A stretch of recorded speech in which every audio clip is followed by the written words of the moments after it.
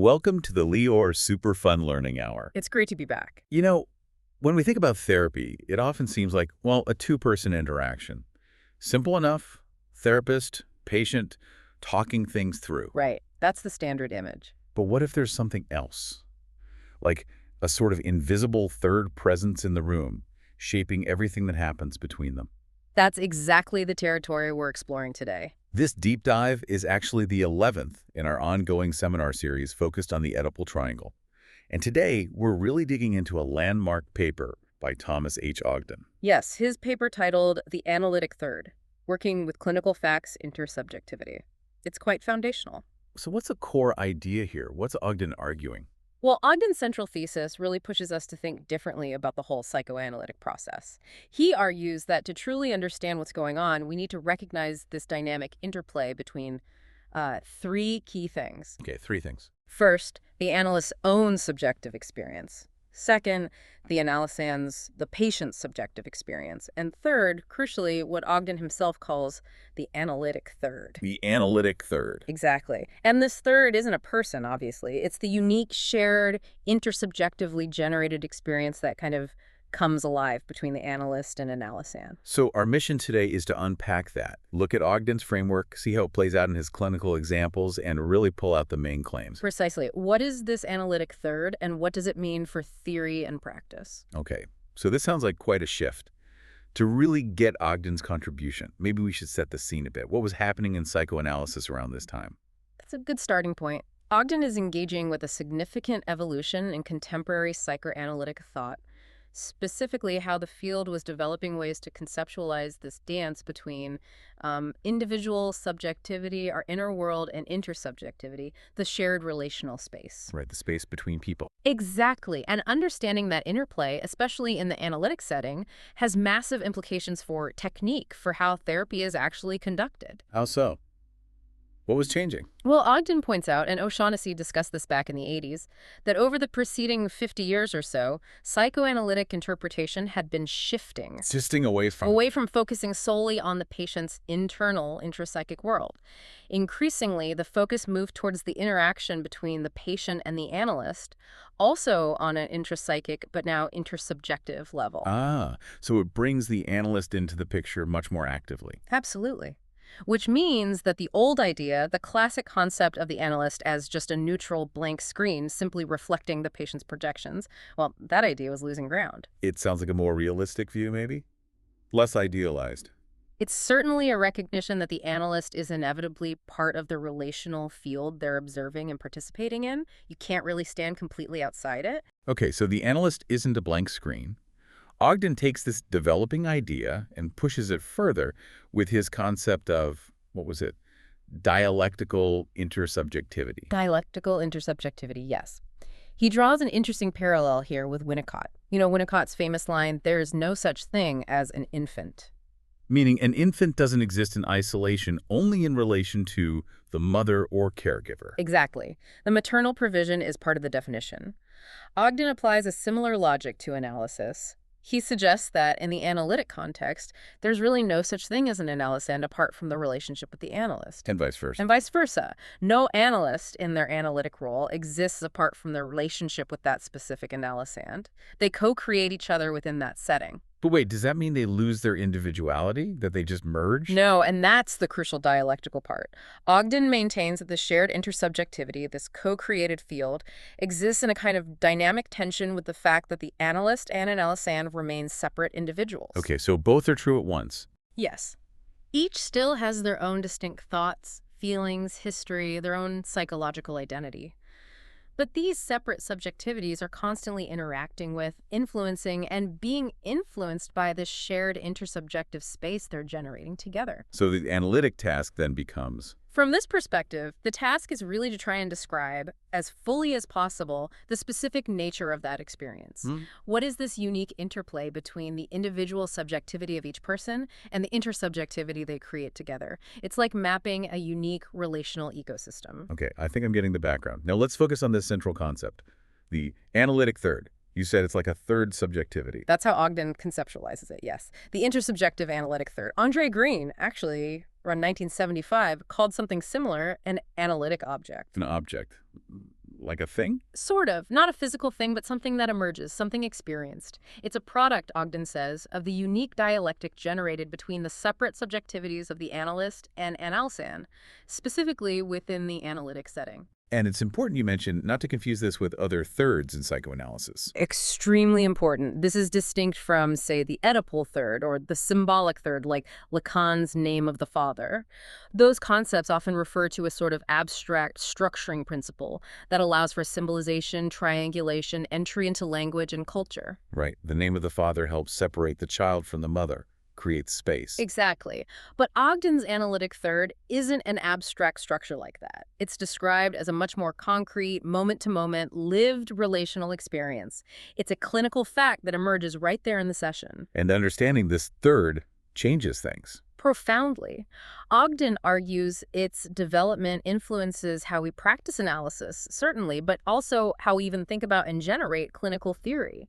It becomes a central phenomenon that analytic thinking tries to grasp and articulate. This is fascinating, but still quite theoretical. Ogden uses clinical examples to make it more concrete, right? Yes, he provides two very detailed clinical illustrations which really bring the concept to life. They show how this analytic third is actually experienced and worked with. Let's dive into the first one then, the one titled The Purloined Letter, about a patient called Mr. L. What's the setup here? How does Ogden approach this case? Well, what's really interesting about his methodology in this first illustration is how he shows the analytic third becoming accessible to the analyst, partly through the analyst's own internal experiences, specifically his reveries. Reveries, like daydreams. Exactly. Things that might seem like the analyst just being distracted or lost in narcissistic self-absorption, maybe ruminating about personal issues. Ogden examines these not as interruptions, but as potential mediums for understanding the analytic third. So the analyst's wandering mind isn't necessarily off track? Not necessarily. It might actually be picking up something crucial from the intersubjective field. In Mr. L's case, the analyst describes a moment in a session where an envelope on his desk, which he hadn't really noticed before, suddenly becomes significant. An envelope. Yes. He notes the machine-made markings, the uncanceled stamps, the name Wolfgang Amadeus Mozart. And this triggers feelings in him: disappointment, suspicion about the genuineness of intimacy. Okay. And what about Mr. L himself? Mr. L presented as deeply weary, hopeless, extremely emotionally detached. His dreams were about paralysis, about being unable to decipher the hieroglyphics of his own inner life. A very shut-down presentation. So a patient feeling paralyzed and detached, and an analyst suddenly focused on an envelope and feeling suspicious. How does Ogden connect these? Well, the analyst's internal process goes through stages. First, he tries an intellectual approach, thinking about projective identification. Maybe Mr. L is projecting his despair into the analyst, but that feels, a bit cliched, not quite capturing the specific feeling. Right, it sounds like a textbook answer, maybe. Then, the analyst finds himself caught up in these anxious ruminations, worrying about professional things, his car needing repairs, the garage possibly closing down, just seemingly random personal worries. But these aren't just random thoughts. No, because they generate powerful feelings. Helplessness, rage, a sense of desolation. Even physical sensations, the analyst describes, feeling a kind of hardness, experiencing a stench. These intense feelings arise from seemingly mundane worries. Okay, that's intense. Where does it lead? The turning point comes when the analyst's attention shifts again. He notices a phone call recording, and then, contrasting with the machine-printed envelope, the manually typed address on it. This detail feels personal, distinct. Contrast. Yes, and it evokes a sudden, strong yearning in the analyst for a crisp, clear voice, a feeling of fresh air, a desire for something authentic, personal. And that connects to the patient. It connects directly to something Mr. L had actually said earlier, that he felt closest to the analyst when the analyst made mistakes, when things felt human and personal, not perfectly smooth or impersonal. Wow. So the analyst's internal journey from the impersonal envelope to the personal typing mirrored something core for Mr. L. Precisely. The analyst realizes they're sharing a kind of desperateness for genuine human contact, pushing against a world of impersonal, machine-like interactions. The analyst's reverie wasn't just noise, it was processing this shared theme. So what did the analyst do with this insight? He intervened. He described their time together using imagery drawn directly, though unconsciously at first, from his own reveries. He spoke of feeling like it was a joyless, obligatory exercise, or like they were suffocating in a vacuum. Using the language his own mind had just generated. Exactly. And Mr. L's response was immediate. His voice changed, became louder, fuller. He started talking about his own fears of suffocation, needing open windows, feeling the consulting room was too warm and still.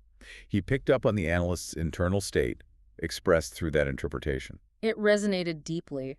The session ended with a profound silence, but one the analyst felt as restful, a relief from all that anxious meditation. And later, Mr. L reported a dream about being underwater, learning to breathe, feeling sad but with a friend nearby. Learning to breathe, that seems significant. Ogden sees it as Mr. L beginning to experience and symbolize his unconscious life, feeling the analyst could tolerate his difficult feelings. There were also hints of emerging homosexual anxiety in the dream interpretation. So this case really demonstrates that the analyst's seemingly private, even self-absorbed thoughts and feelings Can function as symbolic or proto-symbolic forms. They give shape to the analysand's unarticulated experience, emerging within that shared space, the analytic third. The individual's subjective experience gets transformed by being created within that intersubjective field. It radically reframes what counts as clinical data. It really does. Yeah. Okay, let's move to the second illustration, the telltale heart, featuring Mrs. B. How does this one differ? Here, the focus shifts slightly. Ogden highlights an instance where the analyst's somatic experience of physical symptom, even a delusion about his body, along with the patient's own sensory experiences and body fantasies, became the main channel for experiencing the analytic third. Somatic, so involving the body. Yes. Mrs. B was a lawyer in her early 40s, coming to analysis with vague discontent. The analysis itself felt labored, marked by increasing silences, frustration, a sense of lifelessness. Mrs. B often seemed silently apologetic, constantly wringing her A hands. sense of stuckness, maybe. Very much so. And the analyst was having his own difficult experiences. He described sparse fantasies, trouble even remembering Mrs. B's first name, which led him to fantasize about a mother unable to name her baby. Wow. And most strikingly, recurrent physical symptoms. Malaise, nausea, vertigo. But here's the key. He only experienced these symptoms during Mrs. B's sessions. Only with her. That's specific. Highly specific. It made him feel like a very old man, he said, and he even found himself procrastinating before her sessions. It sounds like a really difficult, almost toxic, intersubjective environment. Absolutely. So what was the breakthrough moment here? It came during a seemingly minor event. The analyst reached for a glass of water. Simple action. But Mrs. B suddenly turned on the couch, panicked, and said, "I didn't know what was happening to you." That intensity unlocked something. It allowed the analyst to finally articulate a terror he realized he'd been carrying unconsciously. A conviction, really, that his physical symptoms were somehow being caused by Mrs. B. That she was, in a way, killing him. That's a powerful, almost paranoid feeling. Ogden calls it a fantasy in the body, drawing on Godini. Not a literal belief, but a powerful, embodied experience reflecting the intense countertransference dynamics. And fascinatingly, at the same moment, Mrs. B reported she'd felt the analyst was having a heart attack, that he looked ashen. So they were both experiencing this sense of danger physically in the room. Yes, a shared, terrifying, embodied experience. The analyst initially interpreted this in terms of Mrs. B's self-doubt, but quickly realized that wasn't quite right. What was the better understanding? That Mrs. B deeply feared some kind of catastrophic event happening between them. So much so that she felt a need for a third person, perhaps like an absent father figure, to be there to prevent disaster.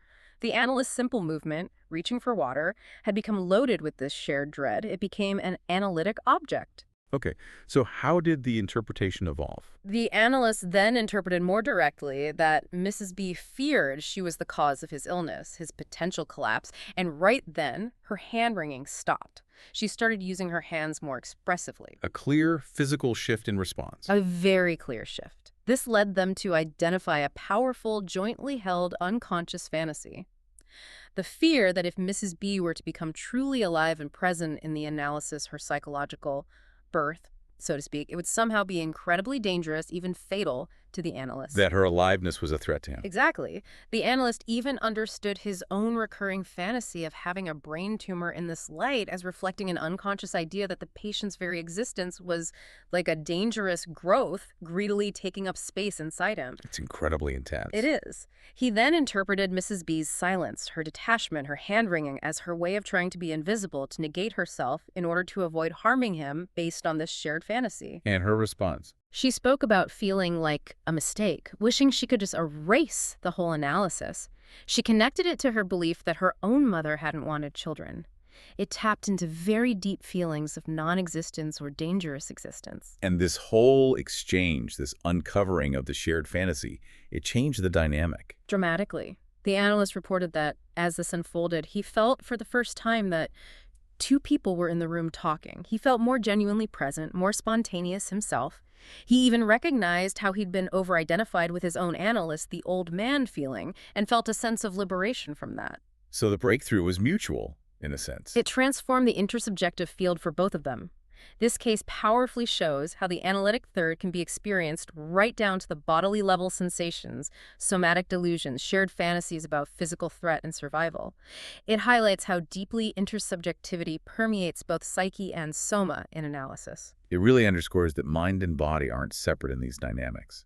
Okay, so based on these rich examples, let's try to summarize the core principles of Ogden's analytic third concept. Right. So, first, the analytic process involves this interplay of three subjectivities: the analysts, the analysans, and this emergent analytic third. Three distinct but interacting viewpoints. Second, it's about co-creation and interdependence. The analytic third is created by the analyst and analysan together. But at the same time, the analyst and analysan, in their specific analytic roles, are also created by the analytic third. That Mobius strip idea, again, they create it, and he creates them. In a sense, yes. Yeah. Neither exists in their analytic form without the other and without this third element generated between them. But it's not symmetrical, right? You mentioned that earlier. Correct. Third principle.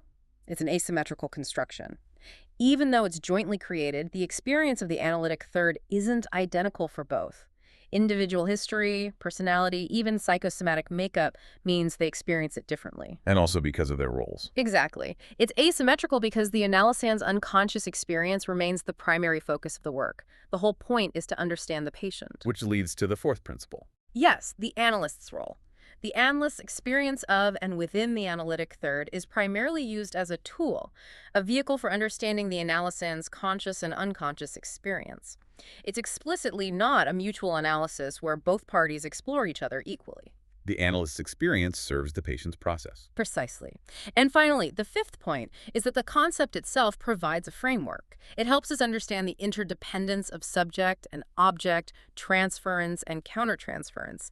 It gives the analyst a way to pay close attention to and think clearly about all these intersubjective clinical facts that arise. Whether they show up as daydreams or weird physical feelings or sudden intense emotions. Or an envelope on a desk or a movement to get water, any analytic object generated by the pair, it helps make sense of those often confusing, subtle phenomena. Okay, so wrapping up our deep dive into Ogden's The Analytic Third, the main claim really is about recognizing this complex dialectical interplay between individual subjectivity and the shared intersubjective field in analysis. Yes, and positing the analytic third as this vital concept, this framework for understanding those moment-to-moment co-created experiences that happen between analyst and analysand.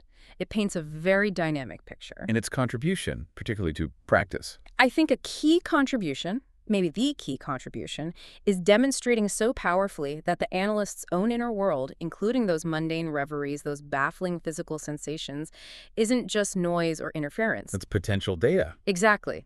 It can function as symbolic or proto-symbolic forms, pathways to understanding the analysand's unarticulated experience and the whole intersubjective field. It really refines technique by legitimizing and integrating the analyst's full subjective experience as a crucial clinical tool. It asks the analyst to be incredibly attuned, not just to the patient, but to themselves and that space between. It absolutely does. It requires a deep engagement with one's own internal landscape as part of the work. So maybe something for you, the listener, to consider in your own interactions What unspoken shared experiences might be subtly shaping the conversation, influencing what you feel and what the other person feels, even when you're just talking about everyday things. What's the third in your room? A fascinating thought to end on. Thank you for guiding us through Ogden's complex ideas today. My pleasure. It's rich material to explore.